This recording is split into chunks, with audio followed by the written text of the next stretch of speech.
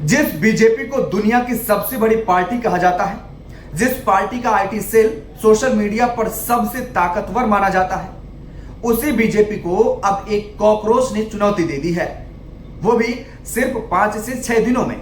दरअसल जिस युवा को सिस्टम ने कॉकरोच समझा, वही युवा अब सोशल मीडिया पर सत्ता को चुनौती देता दिख रहा है। यह सिर्फ इंस्टाग्राम की लड़ाई नहीं, बल्कि उस नाराज पीढ़ी की कहानी है जो पूछ रही है, डिग्री तो है लेकिन नौकरी कहां है।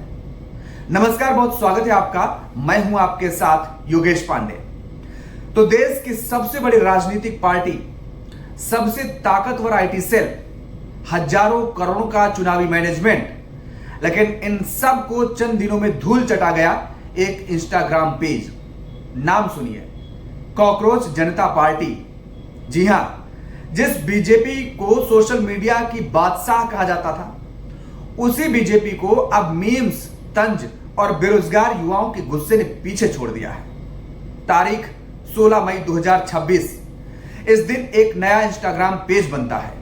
ना कोई बड़ा नेता, ना करोड़ों का प्रचार, ना आईटी सेल, बस मीम्स, कटाक्ष और युवाओं का गुस्सा।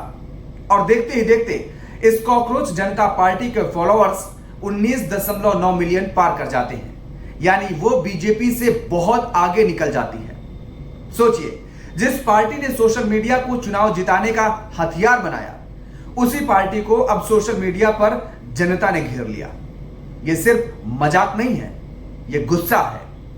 उस युवा का गुस्सा जो डिग्री लेकर घर पर बैठा हुआ है, उस छात्र का गुस्सा जिसका पेपर लीक हुआ, उस बेरोजगार का गुस्सा जिससे हर चुनाव में वादे किए गए। कॉकरोच जनता पार्टी के पोस्ट में बार बार सवाल उठ रहे हैं, नौकरी कहां है, भर्ती कब होगी, पेपर लीक कौन रोकेगा, युवा सिर्फ वोट बैंक हैं क्या? और सबसे बड़ी बात, लाखों युवा इन सवालों को शेयर कर रहे हैं। यानी मामला अब सिर्फ मीम पेज का नहीं है, बल्कि सरकार के खिलाफ डिजिटल माहौल बनने का है। जिस बीजेपी ने फेसबुक, व्हाट्सएप यूनिवर्सिटी बनाई, जिस पार्टी की डिजिटल रणनीति दुनिया में केस स्टडी बनी, उसी बीजेपी को अब कॉकरोच जनता पार्टी ट्रोल कर रही है। और युवा उस ट्रोलिंग को आंदोलन बना रहे हैं। सोशल मीडिया पर लोग लिख रहे हैं, यह सिर्फ फॉलोअर्स नहीं, यह युवाओं की नाराजगी का आंकड़ा है। कुछ लोग इसे डिजिटल क्रांति कह रहे हैं, कुछ लोग मोदी सरकार के खिलाफ जेन जी का विद्रोह बता रहे हैं। और सबसे बड़ा झटका यह है कि यह सब बिना किसी बड़े नेता के हो रहा है।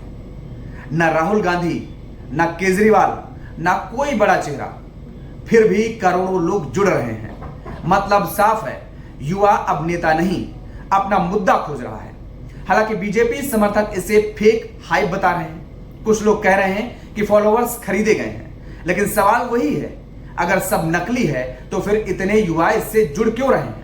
क्यों बेरोजगारी वाले पोस्ट लाखों बार शेयर हो रहे हैं? क्यों सिस्टम पर तंज युवाओं को रिलेट कर रहा है? साफ दिख रहा है, देश का युवा अब नैरेटिव नहीं, नौकरी चाहता है।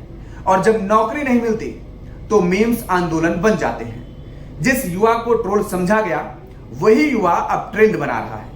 जिसे कॉकरोच कहा गया, वही अब सोशल मीडिया पर सत्ता को चुनौती देता दिख रहा है। और शायद यही इस कहानी का सबसे बड़ा संदेश है।